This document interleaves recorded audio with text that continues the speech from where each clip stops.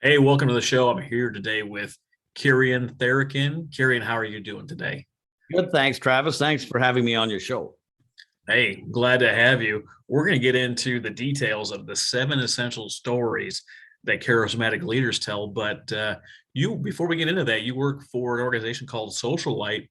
Why don't you tell us a little bit about them? Sure. Well, I have a couple of different organizations I'm involved with. The book itself that I wrote is with a company called Strategy Peak. That's just a firm of one. That's me. I'm a marketing strategy consultant. And then the Socialite Company, we are a Shopify marketing agency. And we work with all sorts of companies in the direct-to-consumer space across the U.S., Canada, even in Europe as well. And we've also put up a brand new learning portal called Merchant Mastery. And that's a 50-hour program of video and coaching and group discussion. And that's really growing. We've got probably 1,800 merchants just in our Facebook group alone right now. Oh, that's pretty awesome. I love that you're doing that. And it's so interesting to understand that all these different industries that are out there in the world, how they all apply to and interweave with the nonprofit world. So really excited to get drilled down and talk about those seven essential stories that charismatic leaders tell. Now, I know there's like this story branding framework out there that tells you kind of how to tell a story, but it doesn't really tell you what story to tell. That's what I found before I wrote the book. That's exactly the kind of research I ran into. There's lots of story framework type of books, but in the sense of how to go about and get your message out there. But I didn't see a lot on the actual story topics.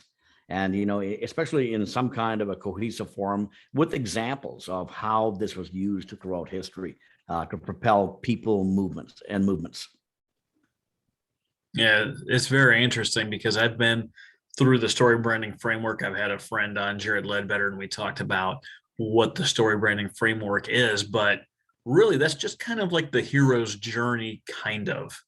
And you're positioning yourself as the wise old sage, and you're helping your customer or your donor through that process so they can feel like the hero, which is not a bad way to do things, but it really doesn't exactly tell you what story to tell. So, what's one of the stories of your seven that really needs to be showcased and highlighted? Well, I think, and I've been involved with multiple not-for-profits over the years. In fact, I did a project a few years back with the United Way in town here. We ran an entire marketing program for the not-for-profits to get their message out. This is the way you do it. So we know that not-for-profits, they are in a continual perpetual fundraising mode. That seems to be the primary business they're in, and secondary business is the value add that they were originally created for. And of course, that's not what they want to do. If they can actually reduce the amount of time they spend in development, then they have more time to spend in these other things. And the only way you can really do that is to identify your not-for-profit in the same kind of way as a for-profit business. And because it's the same principles, you have to have a value proposition, you have to have a target market, you have to have an ability to a business model to deliver that value against competition, right? And in alignment with market and industry trends. So you have to have a business strategy mentality. And too many not-for-profit. And part of the problem with not-for-profits, I think, as well, is that almost anybody can incorporate a not-for-profit. You just have to just go and say, I'm a not-for-profit, fill out the proper forms, and away you go. But the sea of competition out there, how do you stand out from it? And I was involved with a group here in Edmonton called 100 Men. And 100 Men, what we used to do is we get together once a month to hear from 3 not-for-profits. And each of the 100 men would then show up with $100. And at the end of the evening, one of the not-for-profit, and sometimes there's maybe 150 men there, and another 50 would mail it in, right? So one of those not-for-profits would walk away with $15,000 to $20,000 that evening. I've seen it happen more than once, and everybody walked away with something. Right. But this idea of having a brand and a vision, mission, things that you can actually infuse that donor's mind with that says, hey, I want to be part of that. That's something that I can get behind because the values are aligned, and it's something that I can relate to. One of the clearest things that I learned, though, is no matter how good your not-for-profit was that evening and what it aspired to, never go up against the kids' profit, the children's not-for-profit, or the pets not-for-profit. Dogs, cats, birds, yeah, always you're going to lose on those two things, right? And it doesn't matter what you're doing, because people really have this embedded about especially the children's charities. That's always something that people want to go for. So if you're competing like that, how do you stand out? And the only way you can really do that is by telling stories that are relevant. So the easiest story out of the seven that is relevant is probably story number 4. And story number 4 is all about the enemy we face. Whatever the enemy we face is. And the enemy we face doesn't have to be a person. It can be something that is a challenge to overcome, right? Or something that we have to aspire to, but there's obstacles in the way. So obstacles, challenges, and it might be people as well. So you could fight against childhood poverty, or you can fight for adult literacy. And both those things involve an enemy or an obstacle or a challenge that we have to overcome. But then you have to wrap that around a story that tells why it's an obstacle, challenge, or the enemy, and what you can do to overcome it. And so that's story number 4. And you can see that really good, really great not-for-profits do that well. The UN, for example, a few years ago, at the height of the Syrian crisis, it's very easy to say, hey, give to the UN, we will, UNICEF, in this case, it was UNICEF, which is part of the UN, give to our charitable fund, and we're going to make sure that money gets to who needs it in Syria. But instead, what they did was they told a story, and it was a very compelling story. And in fact, I can share that with you. I've got some slides around that to show you how they did it. But at the end of that, at the end of those, 4, 5, 8 frames, you had a very good idea of the depth of the crisis and why the resources were needed, how the resources were going to be deployed, and what was going to be done about it. What would be accomplished at the end of it. And especially about if we didn't do this, maybe things aren't going to be going as well as we would want them to as people, as humans, helping other people out. It's really interesting you bring that up. I know Reagan, in one of his famous speeches leading up to his first presidency, he talked about the war on welfare and welfare abuses. And he told all these facts and all these standards, like this is happening, and this is happening. But it wasn't really till he put a face on the problem, right, he could identify, who the enemy was. He talked about the queen of welfare fraud and the 4 different identities she used to earn $150,000 a year tax-free, and was able to, operate in this fact. Saying that there's 100,000 people that are doing, X, Y, and Z, it has no impact. But sharing a story about a specific individual that you can kind of put a name and a face to. And I'm not saying, what I'm not saying is putting up a picture and be like, this person is the reason. That's not what I'm talking about. But creating that story that can identify and put that face on the problem is what really helps solidify all the things that you're talking about and trying to accomplish. Yeah, ultimately your brand, and it doesn't matter if you're a for-profit or not-for-profit, your brand revolves around meaning embedded in the story. And the meaning of a specific outcome, a tangible, concrete outcome, which is the value proposition, but then embedded in story form. And it's not just even one story. There's multiple stories in an overall story complex that you use to embed that narrative and that meaning and that deep sense of purpose and the value propositions that you want people to think about. Now, Reagan notwithstanding, narratives can be used for good and evil at the same time, right? And depending on how powerful the narrative is, it can lead people one way or the other. And so we have to be very, very deliberate about the narratives that we create, because not everybody is a welfare queen. Absolutely not. So a lot of people were caught in that snare of that story, right? And there was a lot of angst that resulted, and people deprived of legitimate resources through the welfare system as a result of this political strategy of that welfare queen. And you can go on and on like that. You and I are probably of a similar age. You can talk about Willie Horton, and that was during the Dukakis and Bush era, right? And I think Willie Horton was paroled or something like that by Dukakis when he was a governor. But it just shows you the power of a narrative to sway elections, let alone contributions to a not-for-profit.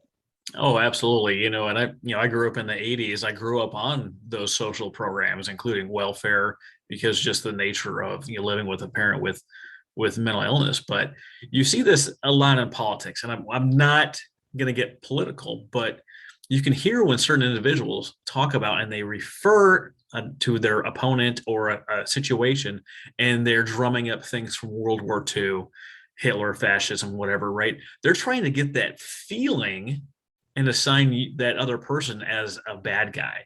So it's a negative way to use these kind of stories to brand someone as the enemy. If anyone that brings up something like World War II in their speeches nowadays, in my opinion, they just have no value or actual context of anything relative to the 21st century. Yeah. It's 80 years ago. If that's the story that you're building off of to try to paint the picture of this person, do you have anything more relevant? Or are you just trying to make people angry? Yeah, exactly. Right. And in fact, ultimately, narratives have to evoke an emotion, in order for them to be compelling. So my theory is simply that emotions are the catalyst, your value propositions are the bridge, and the emotions that you feel after you receive that value proposition in concrete form are the destination.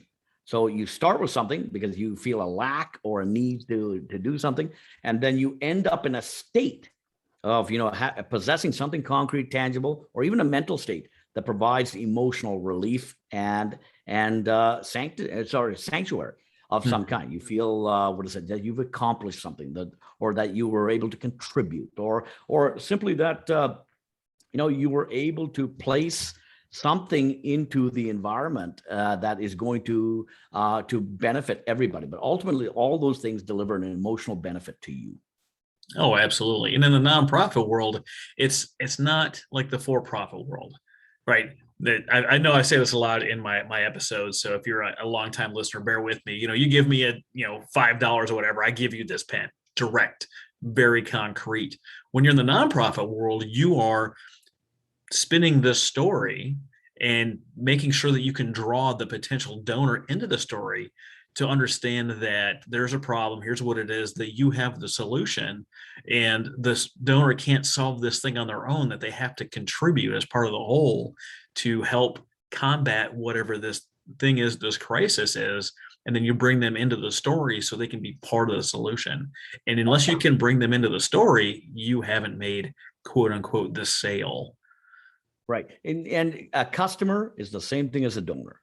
They have to buy into something. And the very first thing that a customer buys into, your donor buys into, is the narrative. If they don't buy into the story, they won't buy into anything else. So the very first thing that anybody buys is your story.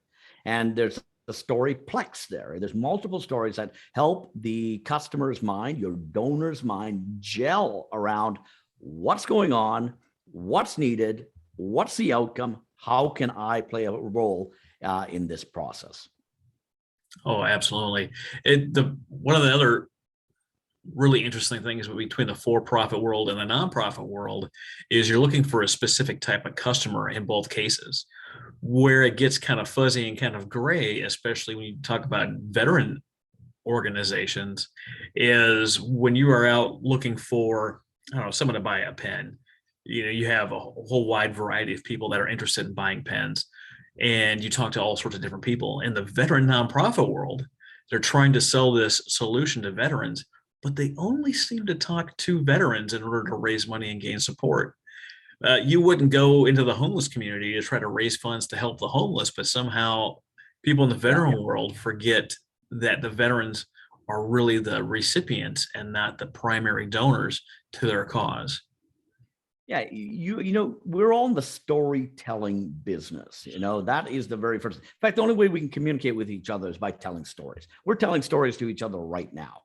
No, facts by themselves, until they're embedded with meaning, have no real ability to embed themselves permanently in someone's mind. So we are storytellers, or we at least need to master storytelling in order to master communication. And the whole purpose of communication is response. So if you're not getting the right response, you have not communicated well. And the reason you're not communicating well is usually two things: wrong channels, wrong markets, or wrong stories. That's three things, actually, right? So, but three things. So it's either you have the wrong story through the wrong channel to the wrong target market. One of those three things, and maybe all three of those things, are going to be a problem. So, for example, you would never. It's exactly what you're saying. You would never, if you're a movie producer, movie house like MGM or whoever it is, right? DreamWorks. You have to be very cognizant about who you're writing the script for to begin with. Is this a children's audience, or that's on the what is it, the animation side, or is it something bigger than that, in the way of a science fiction audience or some kind of a comedy audience? Well, those are three different scripts. And based on those three different scripts, you have three different ways you can go about telling that story. And then when you market it, you have to choose the channels that audience is going to be a part of. And you certainly wouldn't market an adult type of film, in the sense of a mature film, right? Not an adult film. It's a mature film. This is a family show, Kurian. Yeah, it's a family show. Right? It is a family show. You wouldn't market that, through children's channels. You just wouldn't do it. You would want to go hyper specific and be able to find out exactly where, and if it's a science fiction movie, you want to target those science fiction channels. And, those are very clearly defined. And if you don't hit it, that's really your fault, not anybody else's. When we're talking about this, we're talking about advertising to children. I remember, when I became an adult and you start changing the things that you watch on TV. And it wasn't until I had kids, because you kind of just lose, there's no cereal commercials on the channels that I was watching. And I was like, do these still, things still happen? And then you have kids and you start watching their channels again, and you're like, oh, here's where the toy commercials and the cereal commercials are. Because me, as an adult without children, no one was trying to market those things to me, because they knew that they wouldn't find me, right? That their customer is not who I was at the time. Just the reason you won't find a Lamborghini commercial on TV, because most of our customers don't spend a lot of time watching TV, right? They're not wasting their marketing dollars on that particular channel because their customer's not there. Yeah, it's such a hyper-specific market as well for exotic cars, that you want to be hyper-specific in your channels as well. I'll tell you an interesting thing. So at Socialite, we are in the business of advertising for our Shopify merchants. And we never advertise a single ad or ad set. We actually test multiple ad sets all the time. And almost all ads go through various types of defined cycles, So very few of them are unicorn ads, but you are absolutely searching for them all the time.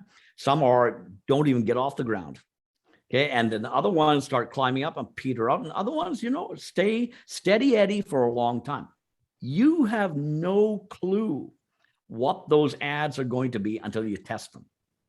Until you test, you just don't know. And in fact, what was working, last month may be petering out, or it may be gaining. So you got to be monitoring. The ultimate thing about an ad is a message. How you are testing that message against the following things. Yeah, the headline of the message, the subtitle of the message, the image of the message, and then the message's angle. Those are the four basic things you're testing. Then you're testing it against audiences to see what will resonate with a specific audience. And so ultimately, there's no greater proof than to see the click-through rates and the ultimate, cash register ring to see the sales occur. And then you are so clear that if you put a dollar in here, you're going to get $4 out on the back end of that funnel. And so that's the kind of thing you are trying to test. And what are you testing? You're testing a story. That's all an ad is. An ad is a little mini story. And it has a promise of something. If you click through, you're going to find a landing page on the other side that's going to fulfill what the promise of this little mini story is all about. And what I find, especially with not-for-profits, and certainly a lot of for-profit businesses, is that they do not test their messages and their resulting stories that they're offering to their client base, their customer base. Yeah, I definitely see that through all the interviews I've done, I don't know, hundreds of groups that I've talked to. Most of them, as far as I can tell, are just flying by the seat of their pants. They're begging for money, begging for volunteers, whoever they try to get them in the machine and get them working. They don't do a lot of things intentionally. Now, if you are listening to this and you're a nonprofit and you're doing things intentionally, let me know, because I don't even know who you are. Send me an email, nonprofitarchitect@gmail.com, so I can start talking about your story instead of all the other people I end up talking to. But intentionality, it's like they don't have time to do anything. Like their hair's always on fire. You mentioned at the top of the show, perpetually fundraising. That seems like their mission, instead of the impact they're trying to provide, is actually just raising money. And so many times they're doing this alone. They're not engaging their team. They're not being leaders. Either they don't know how to, or they don't feel like they have time to. And you have to be able to use the stories to get the right people on board. Now, almost every nonprofit I'm talking to, they end up talking about their origin story sometime during whatever presentation. What do you think are the key elements of an origin story? Well, ultimately, the origin story, in fact, that is story number one in the book, creation and origin. And ultimately, it is about the people involved and the inciting incident. There's usually an inciting incident. So what is the catalyst that created the deep angst or the opportunity or the need for this organization to come together?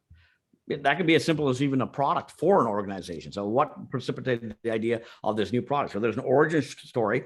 I've written a blog post about the origin story of the 3M Post-it note. And it all had to do with church hymnals. That's why the inventor invented it. And now it is a worldwide multi-billion-dollar phenomenon, right, for the 3M company. But what is the origin story? So each one of these organizations has some kind of an inciting incident to begin with. I was the VP of an organization, not for profit in town, many years ago, 25 years ago. It's morphed into something bigger now. But at that time, what they did is they provided emergency overnight shelter for children in need. So these are usually teenagers. They've been kicked out of the house, whatever's going on. And then this, in fact, the place was called the Youth Emergency Shelter. That's what it was called. Such a clear brand, such a clear purpose. But then over the course of the next 10, 15, 20 years, the mission morphed and it grew and it developed tentacles and it kept going down the value chain. And now they are perpetually raising, not for the original fund, which is just some beds in a safe place, to now they've got all sorts of big programs to get these kids back on their feet and all these kind of things. But the funding model may not have kept up with it. Mm-hmm. Okay, so that shelter society has long since morphed into other things. But there's an example of what we call strategic drift. And, and it's scope creep, strategic drift. You can call it a lot of different things. But now you're forced to raise all this money for something that the place wasn't even originally created for. Mm-hmm. And it creates a lot of angst in that perpetual fundraising model that no one wants to be in. You would think that's not a true statement based on how many organizations are in a perpetual fundraising model. Right. You would almost think that they desire that instead of creating the income streams and the recurring revenue they need to get the job done. Well, let's be a little blunt here. So, like this is a show, I'm a guest, and we're going to create some excitement. When I left the shelter, I ran into a board member about a year and a half later, and he was a little disappointed with the current executive director that we had and such. And of course the shelter was very much in the storytelling mode. They always got the stories out there. And the story that's coming out now is that we are in a crisis and we will need to raise more funds. We want to be able to meet these needs of these children in this process, all this kind of stuff. And he was really concerned, and this is a fairly new board member, he was pretty concerned that this is just doom, gloom, and that's what it is. And I look at him and I say, oh, well, Larry, you're not going to get a lot of fundraising done if you say, hey, everything's good, everything's fine, no problems, all that kind of stuff. And so you are in a perpetual negative cycle for this particular charity, in the narratives that you're spinning. And then you are in that perpetual development cycle as well for the business model that has extended itself well beyond what its original purpose was. So the deliberateness of creating a business that lasts is never something that I see strategic purpose around, because the business model seems to be, let's go raise some more funds this year. We got to continue to fund these programs we got. It's so interesting. In Upstream by Dan Heath, he talks about the origin story of the book. You're walking your dog and you see a kid in the river screaming for help, and you jump in and you save the kid. And by the time you get back to shore, you're out of breath, you're soaking wet, and then you hear another kid screaming. And Nick goes through this a couple, 2, 3, 4 times, and eventually you're like, how are these kids falling in the river? The interesting thing about most nonprofits, and I can't say all, I can say a good portion of, they're in the business of saving as opposed to being in the business of preventing. Yes. And how easy is it to raise money for all these people that we've helped this time, instead of raising money for, this is how many people we've prevented from entering our program because they haven't come upon this crisis, and because of the counseling and the preventative work that we do, less people actually need our services. Well, sorry, did I interrupt? It was okay. So we're coming up on and that's a very interesting thing, because one of the questions is who gets the headlines. And so we're coming up on the 20th anniversary of 9/11, right? We're coming up on the 20th anniversary of that. Now, 2 jets were flown into the towers on that day. And if somebody had gotten the wind, let's say a year earlier, saying, this is a problem, these cockpit doors are a problem, they are subject to hijack. And we need to reinforce that, make sure that no one can enter that cockpit. We would never have had an incident like that, a terrorist incident like that.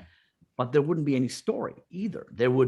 No one would get credit for the prescience, for that advanced knowledge and strategy, saying we need to reinforce all these things so we don't have an incident. But Rudy Giuliani got to walk around the rubble and was the hero of the next, a week and a half, 10 days, whatever it was, because he was bringing the city together to deal with this big tragedy.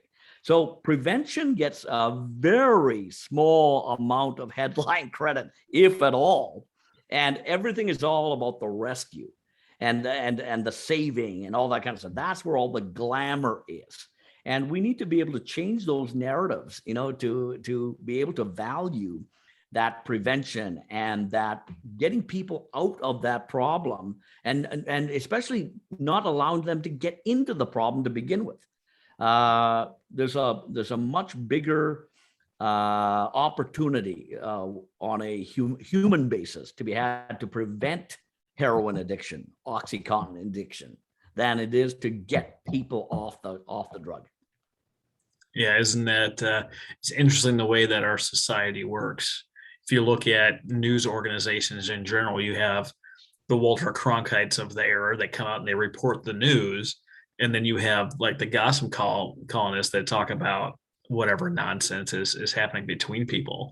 But because of the way that we're driven and the way that we're designed, one obviously makes more money than the other one. So much, in fact, that it changed the way that we report the quote unquote news, and are no longer really reporting the news. We're reporting a portion of the news and then spending the next hour telling us how we're supposed to feel about the thing that they reported outside of the context when it was created. So it's such a hard thing to do, to actually solve the problem, because solving the problem, you don't really get any credit for it. So you're trying to figure out, how do you address this thing, continue getting the funds in, and people, cry and whine and bellyache about how much fundraising happens. Well, if you're going to affect millions of lives, you need to raise millions of dollars. That's just Yes, how it is. I That's agree just with how you. it is. You gotta pay the best people to come in and have the best impact. And if you're going to save millions of people, it's going to cost millions of dollars. It's the same way in business. You want to, if your marketing budget is $300, how far are you going to get? Yeah. You're not going to be able to make the sales you want to keep your company going. You're going to have to spend some real ad dollars in order to reach the people you want to reach. I mean, Coca-Cola, the biggest beverage brand in the world, still spends millions upon millions of dollars every quarter, making sure that they're still the biggest brand out there. Yeah. And the example I use, what's more clear than a lottery, when it comes to the value proposition? Buy a $5 ticket, win, $50 million. That's such a clear value proposition. But if I go outside on the freeways right now, there's the billboard advertising the lottery for the Saturday. Why do they do that? Because you still need to get the word out, the message out, the story out as to what's possible. And just on a personal note, I'm not a lottery fan. I think it's kind of a tax on the poor and people that don't know what they're doing with their money. But if it gets over $400 million, even though my chances go down, I put a $20 in the pot just because you never know. Exactly. Me too. It's because you It's never got to know. get to a certain amount of money before I'm excited about it. But maybe, hey, $50 million. Here's a way to do it. Yeah, I actually won the Mega Millions. I only matched 3 numbers, so I won $200. But it was up at $800 million or higher. Crazy, eh? And I posted on my Facebook that I won it. And they're like, "Oh my God, what are you gonna buy?" Well, it was only $200, so I didn't win the jackpot. But getting into your book, you can actually create your own jackpot because you're learning which stories you need to tell. Tell us about the Mighty Winds story. What is that all about? So the Mighty Winds, what I say is that every organization, for profit, not for profit, is like a sailing ship. And sailing ships need wind to power the boat sails. So the problem is most people go out and they build the boat, which is your business model. Okay, they build the boat without ascertaining the direction, availability, or strength of the wind. And so you're building all sorts of different styles of boats. You can build a schooner, you can build a tanker, maybe it's a sail tanker, right? You need to be able to build a boat for the available wind, and then point your ship, that sailboat, in the direction that the wind will power you in. Now, the winds, what we're talking about here, are macro trends. And so the macro trends are things like societal trends, technological, economic, environmental trends, political, and legislative. Those are the 6 big macro trends, and they affect your markets, your industries, and your competition. Everybody's affected by this. And so if you're on the right side of that macro trend, then you are going to take full advantage of this wind and be able to take full advantage of this tailwind. And you're going to go twice as fast, 3 times as fast, because you are not fighting the wind. You're not heading into that direction. So here's a clear thing that's affected not-for-profits in the last 15 years for sure, if not the last 20. And that is simply the availability of direct money transfers, let alone taking credit cards, let alone whatever it is. And, for all we know, there may be a trend that you have to start taking crypto. Start taking cryptocurrency. That's entirely possible. So to stay on top of these kinds of things, is a very, very important part. And that's a technological trend. That is a technological trend. But if we take a look at societal trends, demographically, your audience is in a constant state of motion. Your donor base is in a constant state of motion. So the donors that were giving to you 10 years ago, they're 10 years older now. Their values are either more solid, or they are changing. And there's a group of new people that have funds now that can contribute to it. Those are distinct audiences. You can't market to a 25-year-old donor the same way you can market to a 45-year-old donor. It doesn't work. What?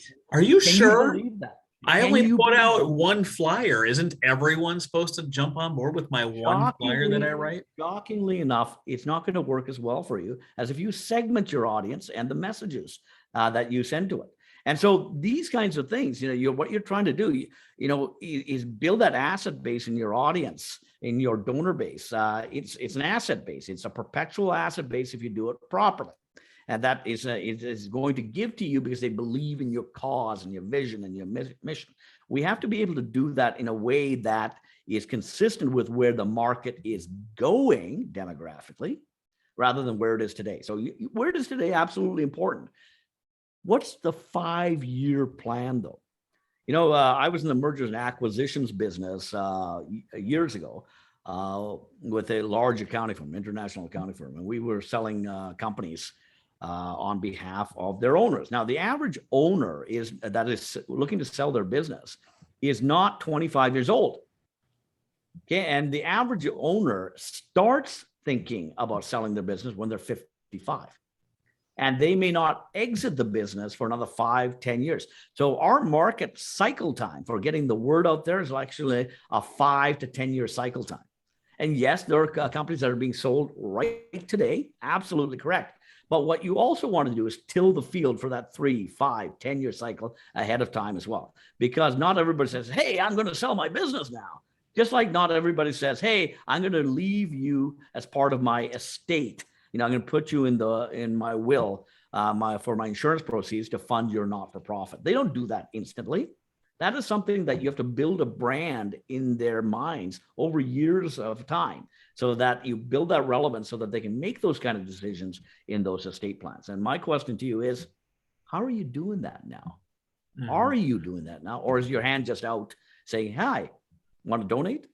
It's interesting. They have those donors that have given that are changing, their age, obviously every time they give, they're a little bit older, a little bit older, a little bit older. And then they forget to thank people for 3 to 6 months, or they think that COVID means no one's giving, or they create this thing in their mind. They accept it without questioning it. And then they go and do or don't do based on the thing that they've come up with their head. If you're cultivating these long-term relationships and you get to someone, you're like, hey, let's talk estate planning. What do you want your legacy to look like? And then the next year they're still around and be like, hey, instead of being this in your legacy planning, what would it be like to give this giant gift now so you can actually see the impact this great gift has while you're still alive? Like, how do you change that conversation? It's very interesting. And the people that are doing this well are the people that have a staff, that have paid positions, that have this plan in place, and they're actually executing. The chief executing officer, right? The chief executive is executing these things with a team. Where you're not seeing this is in startups, people that don't learn about their nonprofit work, people that aren't building teams, and people that aren't collecting a paycheck. Yeah, you have to be, ultimately the word is you have to be professional about this. And part of that professionalism is that you employ a strategic plan. You have specific methods and tactics, to cultivate your donor base and to make sure they're engaged. You don't take any volunteer that shows up for your event. They have to be trained. You would never just hire any employee that showed up. You want to interview them, and you want to, right? But so many people don't do that.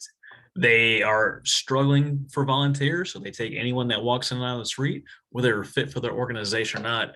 I wanted to hop back a little bit because you talked about the different ways that people can give money. Back in the day, it was give me a check or give me cash. Now it's, can you wire transfer? Do you has the Cash App? Do you use Venmo? Do you use Apple or Google Pay? Do you use cryptocurrency? Sure, and for those of you listening that haven't heard it yet, go back and listen to my episode with Joel Cleland. And he talks about, Joel Cleland, whatever the pronunciation is. Sorry, Joel. He talks about what cryptocurrency is. He gives you the background on it, and then different ways you can accept that and either hold the crypto or convert it to cash instantly to have that value you want it to have now. Here's the deal, if by the end of the next year, if you're not accepting crypto in your nonprofit, you're missing out on thousands and or millions of dollars worth of donations. But you have to be up with the times. You can't have all these roadblocks for people to give. If they want to give with using Ember Pay and you don't accept Ember Pay, you just lost them for a lifetime and they'll never come back and look at you again. That's entirely possible. I'm loving this discussion, Kurian. I love these stories that we tell. What I don't understand is why people don't end up telling these stories, or they don't put any thought into it. What do you find that are roadblocks for people to really create these things and get them out with their messaging and out to the world? They don't have a plan. It's as simple as that. They do not have a plan. They don't have a method. They don't have a process. They don't have a culture that values these kinds of things. It's constant reactive mode based on things that always worked, right? And they stopped working sooner or later. I'll give you an example from my not-for-profit experience as well. The idea of planning and not just doing what you did last year. That seems to be the plan for a lot of people. So at the shelter that I was involved in, and again, that's morphed into something different now. So I'm not telling any tales out of school. So this is 20, 25 years ago as well. Every year they used to have like a daffodil and daisy lunch. And it would be a group of well-heeled society women, right? And I'm exaggerating a little. We're Edmonton up here in Canada. And they would come together and they'd have a nice lunch and they'd donate money to the shelter. And great supporters of the organization and such, and everybody had a good time at this thing. When I got there, and this has been going on for years by the time I got there, and as a board member, I'm looking at this and I'm asking the development people, how much money does it cost, and to actually produce this? And I'm not even talking money. I'm talking about your staff time inclusive. Not only, and we're taking a look at the ticket prices, what we raise in development dollars, all this kind of stuff. After I add all of this up, my God, we're not making any money. We're probably losing money. Maybe it's a good branding event, but where's that? Why are we doing this? And no one had taken the time to assess this from an economics point of view. So one of the first things, and I eventually rose to the high rank of VP of the organization, and they were threatening to make me president, which is why I quit. But I did come back again a few years later to help the new executive director out. But as the VP there, one of the things I was doing was these development activities. So we absolutely put the kibosh on the daffodil dinner or whatever it was called at that time. And instead we launched this other thing called Homeless for a Night. So myself and the development manager, I think she became the president at that point in time of the organization, the executive director. We came up with this idea, right? Why, Deb, why don't we do this thing? Why don't we do Homeless for a Night? First of all, it's completely on brand with the emergency shelter. And so we got the local baseball stadium to donate their field. And we pitched a bunch of tents, but unlike homeless people, there's tents, there's live entertainment, no alcohol, but a lot of people coming together to experience what it's like to be homeless for a night. And then there's a pancake breakfast the next day. We raised a few $100,000 every one of those events. Now, eventually that petered out as well, right? Everything has a lifespan, but we're now measuring these kind of things with economics. So the big difference between the daffodil lunch and Homeless for a Night is one is completely on brand and it makes money. That's the story that we're telling. And because the story is resonant, that's how we're able to generate some positive cash flow. It's interesting that you actually dissect this. So many people don't. When I look at the organizations that I like to work with, I do think you should have an annual kind of event. The big difference for me is I want to make sure that event is a friend raiser and not a fundraiser. I believe and I teach that all of your funds should be raised on a monthly recurring basis. So when you put this type of event together, you're not worrying about it being your income source. If your income is not already sourced, then I think you're just really desperate and grasping at straws. Now, if this is your premier event and you raise a whole lot of money from this thing, and you normally do, that's fine. But I want fundraisers to turn into friend raisers where you're showcasing what you're doing and your strengths and your successes and not begging for nickels and dimes. Yeah. Not a fan of that at all. But but there's a whole aspect of marketing and branding and donor-based development where they become a friend base, right, rather than just an asset base. One of the things that I was very pleased to see here in town was the local food bank offered a monthly donation. So it comes straight off the credit card and away you go. So instead of doing an annual drive or, and they do that with big events that we have, bring a can of food, whatever it is, right? I can just go there and put my credit card in, and then they'll take X number of dollars off the credit card every month, right? And I liked doing that. I think I need to do that, right? I think I want to do that. And I did do that. I haven't heard from the food bank ever. And I'm one of their donors, right? I've never heard from the food bank. Now, to me, that doesn't mean I'm going to stop donating. I'm just saying, my God, what's going on here? I'm a customer. Like I'm not a client of yours, but I'm a donor. That makes me your customer, right? And so I'm one of the inputs. Take care of me, at least in the following way. Tell me what's going on. Tell me the impact that I'm making. Keep me informed. Show me what else I can do, right? But no one has reached out to me to do that. But I'll continue to donate on my credit card. That's not an issue. But what more could happen if there was that engagement? That's the question. Oh, absolutely. If you're interested in the stats on this thing specifically, check out my interview with Brady Josephson from Next After. He talks that only 12% of organizations right now actually thank their donors for every donation. Or engage their donors, things like that. There's a lot of ways to engage that donor base. I'd love to know how I could get involved with the organization. I have not heard boo from them. And they have my details. I know they have my details because they keep charging my credit card. They've got the most important detail for them. And here's the deal. If you're an organization right now and you're chasing dollars, you're dollars focused instead of people focused, you're going to close up shop. That's just how it works. The relationships wane off and they fizzle. And then pretty soon you're chasing dollars only. You're forgetting about the people. And then you're no longer having an organization. That's how it works. Hey, Kurian, I'm loving all of this. Where can people find you and your book? Well, if you come to strategypeak.com, that's my marketing consulting site. On the right-hand column, you'll see a little download place for a couple of chapters of the book.